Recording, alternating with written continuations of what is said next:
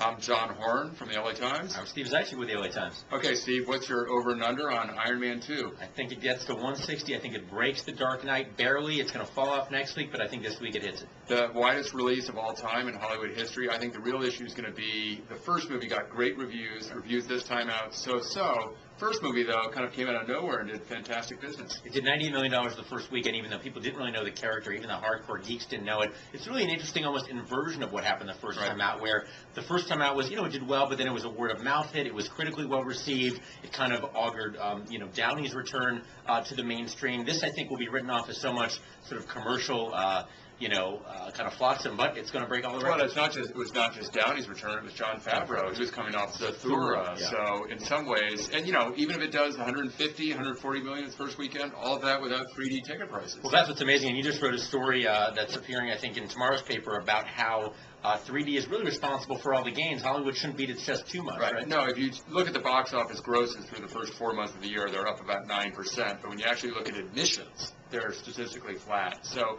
Hollywood has made box office grow only by the surcharges they've been tacking on to 3D Which, movies. of course, has been the knock for a long time now, that if you look at, Gone with the Wind actually had a much higher admissions rate, but it cost, 4 cents to get into a movie. So ticket prices have always been responsible for growth. Of course, talking about 3D, one movie you don't want to see in 3D and perhaps not even in 2D is this Joaquin Phoenix mockumentary. Talk a little bit about it. I don't know. I'm intrigued in it. I happened to be interviewing Joaquin Phoenix about a year ago when he was releasing Two Lovers, and this is when he put on the beard and the weight and went on David Letterman and was kind of monosyllabic.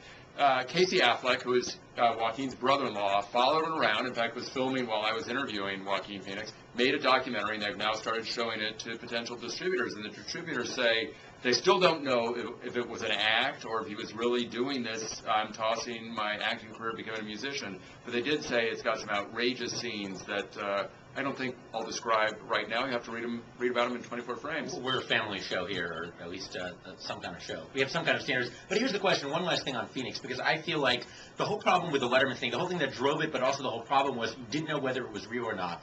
But I think as it got passed around and became a YouTube sensation, people kind of enjoyed that ambiguity. Do you want to go pay $10 to experience that same ambiguity for an hour and a half? 2 hours. Instead of 5 minutes. I don't think you do. So you're off to the Cannes Film Festival? I am. Got a couple of big movies coming up. Of course, the biggest probably of them all is Oliver Stone's Wall Street, Money Never Sleeps. The sequel was pushed back to allow for a Cannes opening.